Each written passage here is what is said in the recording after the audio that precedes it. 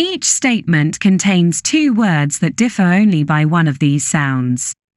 Students can read the statements aloud and identify the word that contains the target sound.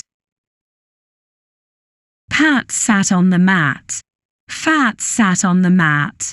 Peter picked a pepper. Feeder picked a pepper. Patsy painted a picture. Fatsy painted a picture. Penny has a pet pig. Fenny has a pet fig. Please pass the peas. Fleas pass the peas. Harry had a hat. Fairy had a fat.